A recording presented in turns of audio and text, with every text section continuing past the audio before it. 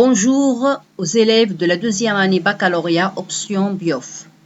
Je vous présente dans cette vidéo la deuxième partie du chapitre le dipôle RL et on va voir ici dans ce chapitre donc l'établissement du courant électrique dans un circuit RL. Donc on a déjà dans la partie 1 parlé de la bobine. Donc ici, on va prendre une bobine qu'on va donc monter en série avec un conducteur ohmique et on va voir donc qu'est-ce qui va se passer dans le circuit. Pour cela donc, on va faire appliquer au dipôle RL un échelon de tension qui est montant. On a déjà défini un échelon de tension montant comme étant donc un échelon où la tension est inférieure, plutôt est égale à 0 quand T est inférieur à 0 et que cette tension est égale à E lorsque T est supérieur à 0. Donc pour cela, on va avoir une équation différentielle que va vérifier donc l'intensité I du courant. Et on va réaliser le montage donc suivant. Le montage donc est constitué donc d'un générateur de tension, donc d'une diode. On va pas parler de la diode maintenant, on va voir après son rôle. Donc d'une bobine, d'inductance L et de résistance interne R, d'un conducteur ohmique, donc de résistance R égale 5 kΩ. Donc c'est pas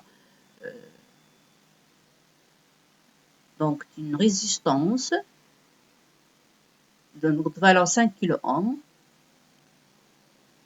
Et donc, on a ici les deux bornes de l'oscilloscope qui vont donner donc, la borne Y2 va donner la tension donc aux bornes de la bobine et la borne Y1 va donner la tension aux bornes du conducteur ohmique. Et donc, on a ici la borne qui est toujours liée à la masse.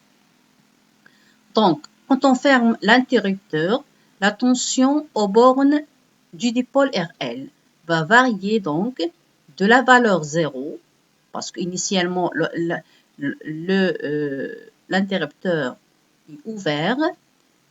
Quand on le ferme, donc cette tension va varier de 0 vers A, donc un échelon de tension qui est montant. Donc, on va appliquer la loi d'additivité des tensions ici, entre ces deux points-là, ce point et ce point. Donc, on peut donc écrire que la tension U, c'est égal à la tension UL plus la tension UR. Voilà donc l'expression trouvée. Et on sait que UL, la tension de la bobine, on l'a déjà établi, c'est égal à donc à L D2I par rapport au temps, plus R, la résistance interne de la bobine, fois I, le courant qui passe à travers la bobine, plus, donc, pour UR, on va donc appliquer la loi d'Ohm au conducteur ohmique. Donc, c'est R fois I est égal à E. Déjà ici, on a ici R fois I, ici R fois I. Donc, on va donc factoriser par I. Donc, on va trouver L dérivé par rapport au temps de I, plus R, plus petit r, plus grand R fois I est égal à E. Et on va poser donc taux, c'est égal à L sur R total. Donc, on va diviser le tout par L. R total, bien sûr, c'est R plus petit r. Donc, on va diviser le tout plutôt par R total. Donc, ici, on divise par R total. Donc, on va trouver donc taux. Voilà.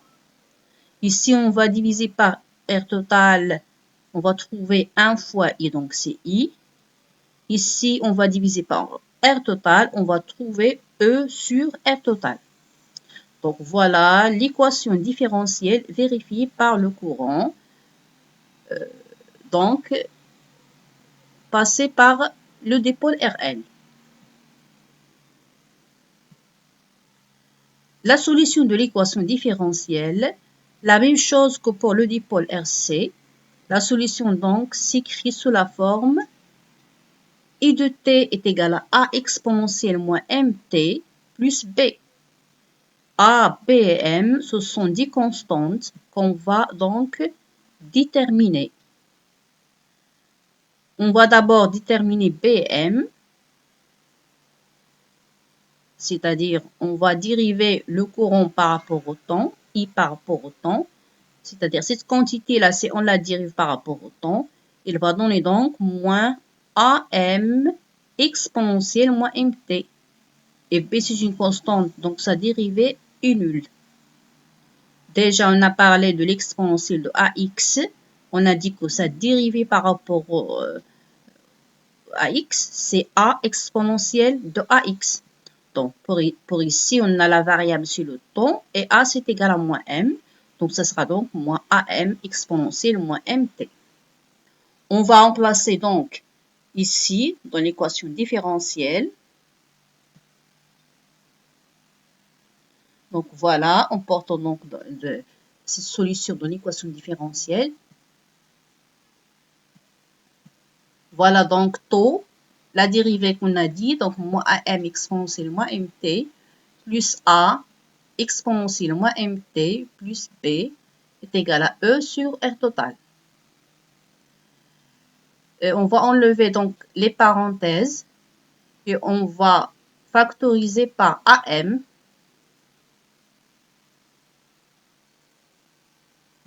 Donc, ça va donner donc moins taux fois M, voilà, plus 1.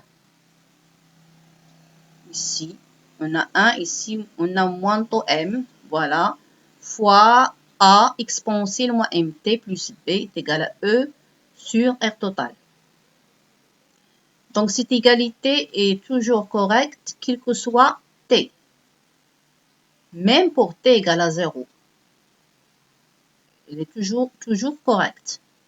Donc cette quantité-là ne peut jamais s'annuler. Il ne pourra jamais s'annuler. Pour t égale à 0, on aura donc A exponentielle de 0, on aura A. Donc, cette quantité ne pourra jamais être nulle. Donc, B est différente de 0. Donc, cela implique donc que cette quantité-là, moins taux fois M plus 1 est égal à 0. Voilà. Et donc, M, c'est égal à 1 sur taux. Donc, voilà, on a déterminé M. Donc, puisque cette quantité est égale à 0, donc B, ça sera égal donc à E sur R total. Mais avant, on va ici remplacer par taux par sa valeur qu'on a donnée. Donc, c'est R total sur L. Et B, c'est E sur R total. Donc, la solution peut s'écrire sous la forme suivante. A exponentielle moins T sur taux plus E sur R total. Reste donc à déterminer A. Pour cela, on va utiliser les conditions initiales. On a déjà dit qu'à T égale à 0, l'intensité du courant dans la bobine est nulle. Donc, I de 0, c'est égal à 0. Si on place ici T par 0, on aura A exponentielle de 0, donc c'est A, plus E sur R total.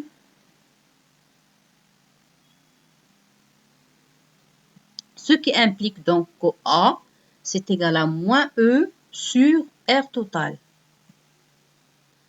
Voilà, et donc on va poser E0 est égal à E sur R total, pour simplifier, qu'on va remplacer ici. Donc ici E0, E sur R total par E0, et A c'est moins E0, donc I de T va devenir c'est-à-dire la solution de l'équation différentielle, va donc s'écrire sous cette forme simplifiée qui est I de t égale à E0 fois 1 moins exponentielle moins t sur taux. Maintenant, on va donner l'expression de la tension aux bornes de la bobine. Pour cela, on va revenir toujours à la loi d'additivité de tension.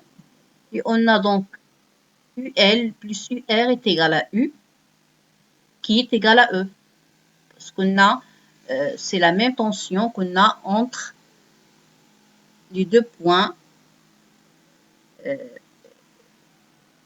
c'est-à-dire entre la borne supérieure de la bobine et la borne inférieure de la résistance. C'est la même tension qui est égale à U, qui est égale à E.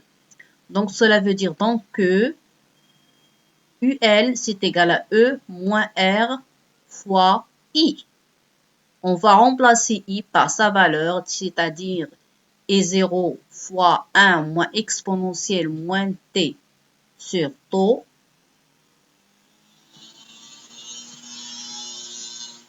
Ce qui implique donc que UL, c'est égal à E moins R. On va remplacer I0 par l'expression E sur R total, qui est sa valeur initiale, c'est-à-dire sa valeur qu'on a donnée avant. Donc, ça va donner donc moins R fois E sur R total fois 1 moins exponentielle moins T sur taux. On va négliger la résistance de la bobine R devant la résistance R. Déjà, vous avez vu que R, c'est égal à 5 kΩ, donc c'est une grande résistance. Donc, la résistance interne va être négligée devant la résistance de la bobine, la résistance interne de la bobine. Donc, R total sera égal à quoi? R total sera égal à R, grand R plus petit r, qui est égal à peu près à grand R. On va remplacer donc ici par R. Qu'est-ce qu'on va obtenir? On va obtenir UL, c'est E moins R fois E sur R, fois 1 moins exponentielle moins T sur taux. On va simplifier par R. On va donc avoir E. Et on va donc développer ici, on va avoir E moins E fois 1, moins E plus, donc moins avec moi, ça va donner plus. E va partir ici, E moins E. Et voilà ce qu'on va trouver à la fin, donc la tension aux bornes de la bobine. UL est égal à E exponentielle moins T sur taux. On va voir ici donc la courbe représentative de UL en fonction du temps. Voilà donc pour T égale à 0, on aura E exponentielle moins 0, donc c'est E. Et quand T, le temps tend vers l'infini, vers plus l'infini, c'est-à-dire le temps augmente, donc UL va tendre vers 0 parce que la limite de T est la limite de exponentielle de moins AX lorsque X tend vers plus l'infini, c'est égal à 0. Donc, quand le temps augmente, la tension diminue donc jusqu'à s'annuler. Donc, la tension va diminuer jusqu'à s'annuler aux bornes de la bobine. Passons maintenant à la constante du temps tau. Et on va voir tout d'abord la dimension de la constante du temps tau, comme on a fait pour le dipôle RC. On a tau, la dimension de tau, c'est la dimension de L, qui est l'inductance sur la dimension de R. Parce que tau, c'est égal à L sur R.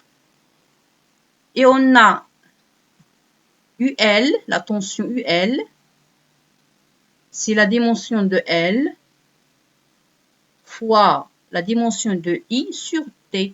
C'est la dimension de T parce que UL, c'est L, la dérivée par rapport au temps de I. Donc, ça sera donc la dimension de L fois la dimension de I sur la dimension de T. Ça va nous permettre donc de déterminer la dimension de L, donc c'est UL fois T sur I.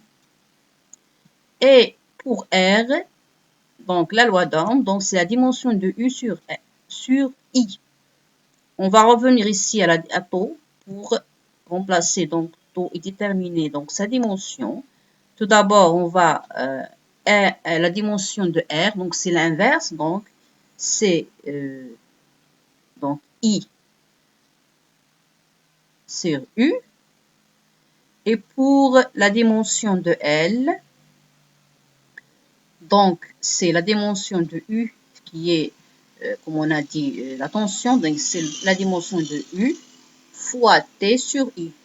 Donc, cette quantité-là, c'est la dimension de L.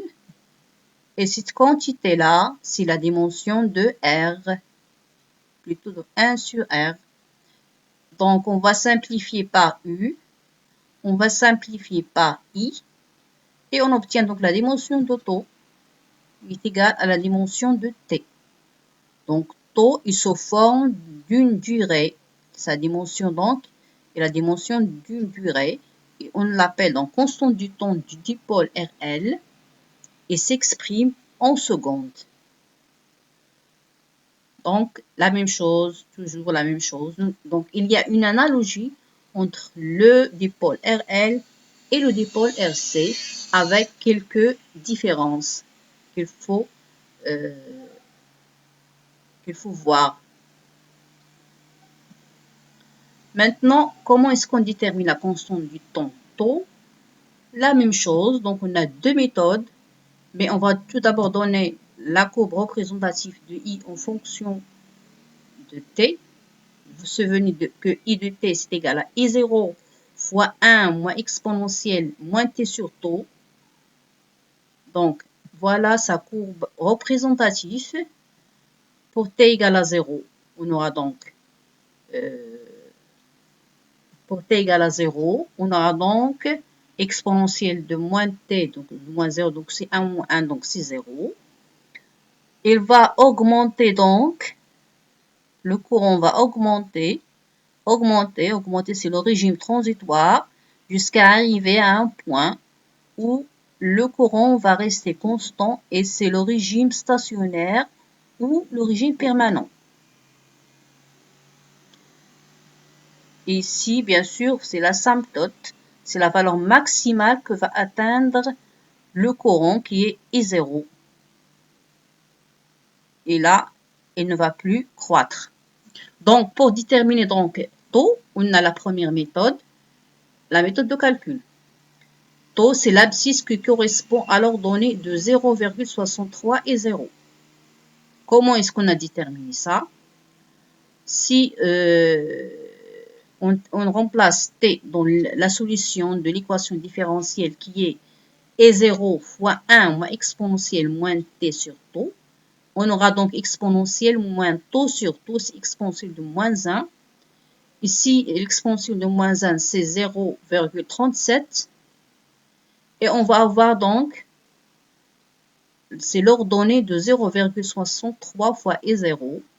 C'est la même chose que pour le dipôle RC. Donc voilà 0,63 et 0. Et son abscisse, c'est la constante du temps taux. La deuxième méthode, c'est la méthode graphique. Donc on a dit, que dit la méthode graphique? Il dit que taux, c'est l'abscisse de l'intersection de la tangente à la courbe à la date t égale à 0. Voilà la tangente à la courbe à la date t égale à 0. Et l'asymptote I égale à I0. Voilà donc l'intersection de ces deux. Et donc son abscisse, voilà l'abscisse, c'est donc taux, c'est la constante du temps. I0, pour I0 est égal à E sur R ici. Donc, on trouve taux de la même façon que pour le dipôle RC. Donc voilà pour plutôt pour la partie de l'établissement du courant électrique dans un dipôle RL. Je vais m'arrêter là et je vous retrouve pour la deuxième partie dans une nouvelle vidéo et à très bientôt.